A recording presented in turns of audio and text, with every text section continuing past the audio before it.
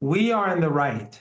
No matter how you try to frame it and pretend that we killed in Iran tens of thousands of people on the streets and all that fake media propaganda, the reality is the reason why Iran is hated is because we're against ethnic cleansing. We're against ethno-supremacism. Why don't you show the crowds that are 100 times larger in small cities than these crowds? Because you cannot do that. Because in order to remain on air, you have to pursue certain narratives. I think my country is under airstrikes from your criminal regime, your Epstein regime. My country, the people in my city are being slaughtered by your garbage regime. And you don't know anything about Iran, and you just talk and talk and talk, and you're afraid of me saying a single sentence. I got nothing but love for Professor Morandi in Iran. He just bitch slapped Piers Morgan.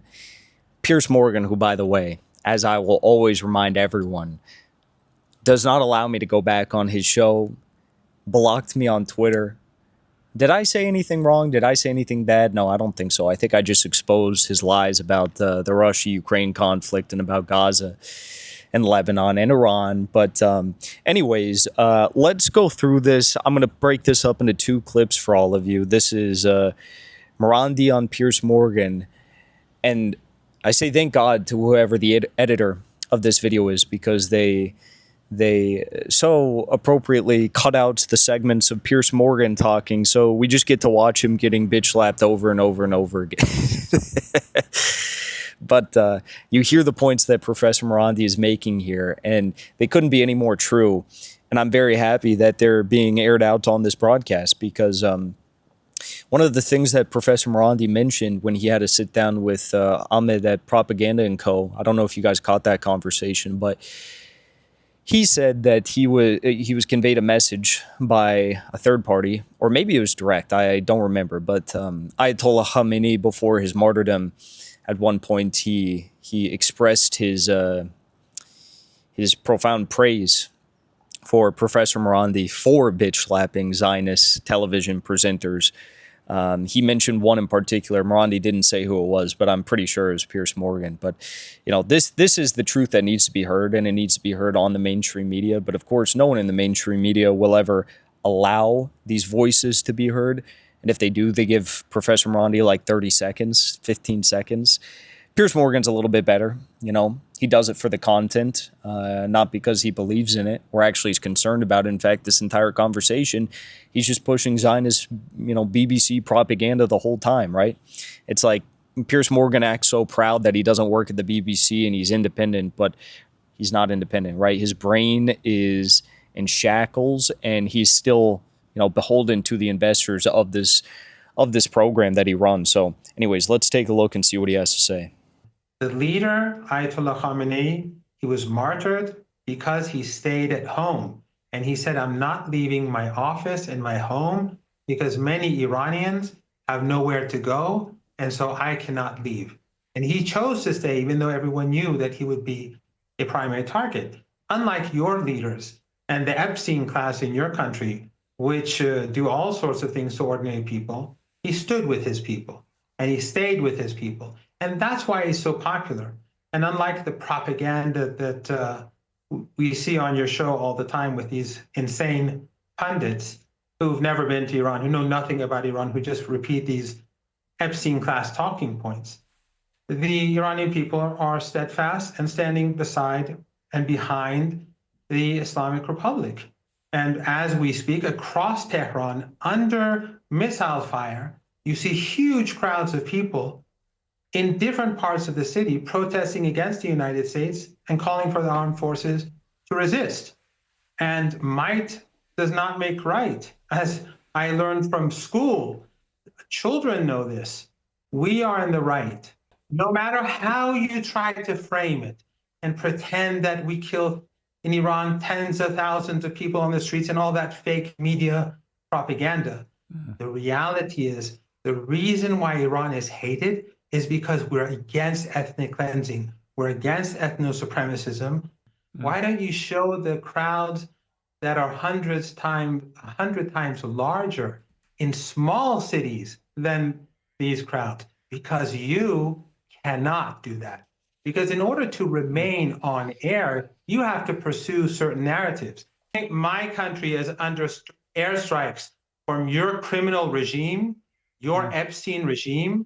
My country, the people in my city are being slaughtered by your garbage regime. And you don't know anything about Iran, and you just talk and talk and talk, and you're afraid of me saying a single sentence.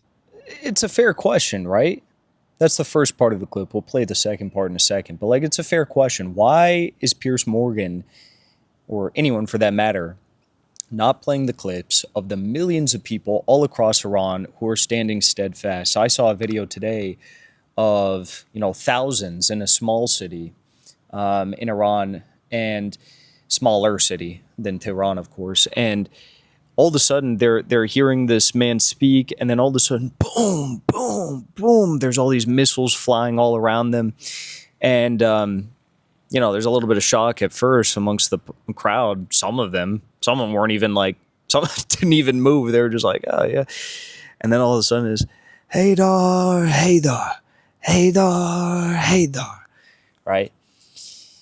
The whole crowd just erupts in these chants as the bombs continue to fall. I mean, it's just, could you imagine? Could you imagine if something like that were to take place in Israel, if there was like a public event going on and the missiles started to fall?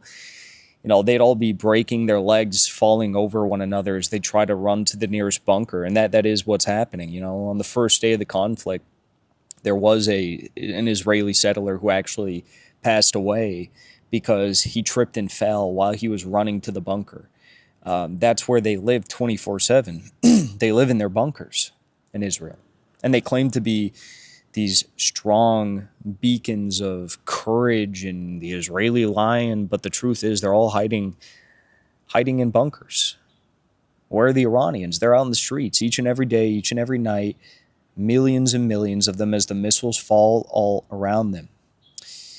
So I think it's a fair question. Why not play these videos? Why is Piers Morgan still playing videos of the Mossad riots, as Mike Pompeo pointed out them to be, and the Israeli media pointed them out to be, from January 8th and 9th? Like, what are we doing here? What are we, breaking news, Piers Morgan? You're playing clips from 2 months ago now to justify the criminal bombings taking place as millions of people are on the streets protesting for the government. All right, let's take a look at the second part of the clip. Iran is being bombed by your regime. Our children are being slaughtered. As we speak, your regime is bombing my country. And your regime sent in intelligence, the Israeli Mossad, the CIA, according to the former head of the CIA, according to the Mossad itself, they sent in people to infiltrate. According to Channel 14 of Israeli TV, which is close to Netanyahu, they brought in weapons that killed hundreds of police officers and volunteers on the streets.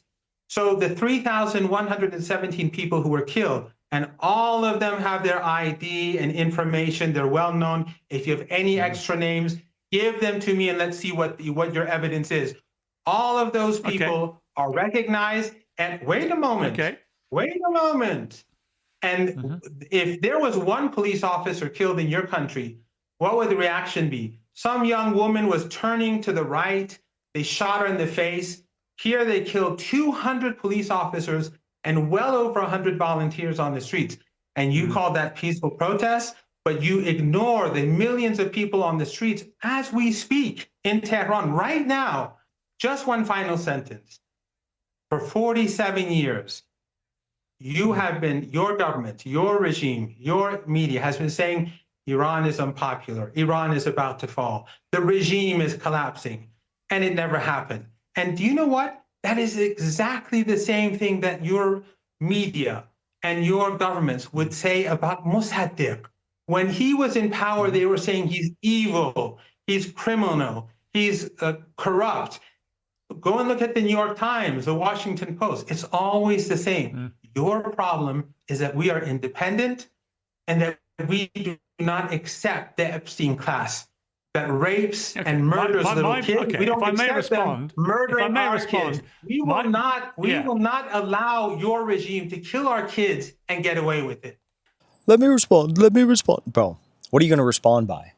Well, the problem with the Iranian mullahs is that they will not give the oil to Rockefeller and to the Rothschilds. Excuse me, my good sir. The problem with Iran is that you will not wage a proxy war on Russia and China for us, bro. What are you gonna respond with, bro?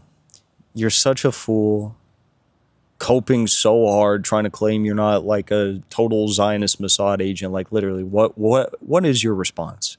You don't got a response. You want a response? Go to Iran yourself. Go to Yemen yourself. Go to Lebanon yourself, and come back and report to us. Let us know how it goes. Right. In this conversation, Professor Morandi did invite Piers Morgan to go to Iran. There's a CNN journalist in Iran right now. Piers Morgan could go. The British government would tell Israel, I'm sure, not to touch Piers Morgan. Why not just go? Why not just see it for yourself? It's because it's that damning. You know, the CNN journalist himself is like shocked at what's going on. As I mentioned, there's fresh groceries, there's fresh coffee, there's, everything is stable. The gas station's operating. There's no lines at the gas stations, right? It's like, what is the big deal here? And of course, correctly, Professor Morandi pointed out that what would happen in your country if a single police officer was shot, let alone 200, as they were in Iran during these Mossad riots. 500-600 banks were burned down. By the way, interest-free credit nonprofit institutions were burned down. What are we doing here, So to Piers Morgan, I just got to say, it's so fantastic watching you get bitch slapped. I wish I could partake in the festivities, but no one does it better than Professor Morandi. And I just find it incredible that he's had this show for years now. He's been on the air for years. And not once do you have him actively pushing back on the lies of the Epstein regime. Not once. You have all of the evidence in the world around him. This guy's on Twitter. He interacts with everyone. He sees what's going on. He lives on Twitter like the Israelis live in their bunkers, yet he still refuses to engage with reality. Okay, so props to Professor Morandi. You absolutely destroyed Piers Morgan. Not that difficult, I guess, right? Especially for Professor Morandi, someone who has an IQ well above room temperature, unlike Piers Morgan. But I hope to see more of this, although I'm sure that Nat Rothschild or someone is going to be calling into Piers Morgan's show and saying, oh, you're not going to be having that guy back on again. Give him the Hinkle treatment. No more Morandi. We'll see. But yes, I think that in time, the Morandis of this world are only going to be proven more and more right. I mean, I just saw a news headline. Trump came out again once more and said, it's going to work like it did in Venezuela. We have a wonderful leader there. She's doing a fantastic job, and it's going to work like that. I don't mind religious leaders. I work with a lot of religious leaders, then they are fantastic. So he thinks he's going to get some like CIA stooge that's going to do his bidding in Iran.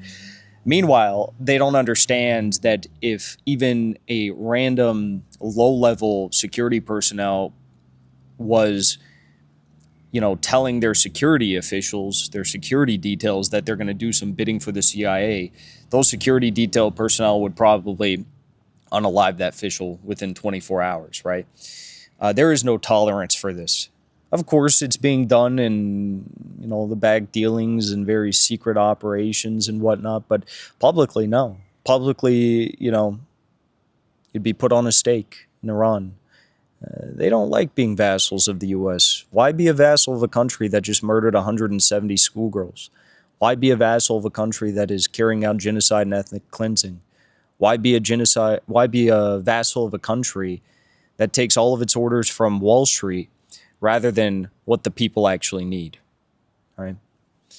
So on that note, we'll be back with more videos later, but I had to share that with all of you. Before you leave, I want to say thank you for the support, because after 2 years of being banned, we are finally back home on YouTube. So be sure to subscribe to our channel and also join as a member on our channel using the link at the top of the description. I rely on the generous support of viewers like yourself to get the truth out to as many people as possible. You can also support the show on Locals or Give Sin Go. The mainstream media and the powers that be are never going to stop attacking us for bringing the truth to as many people as we do.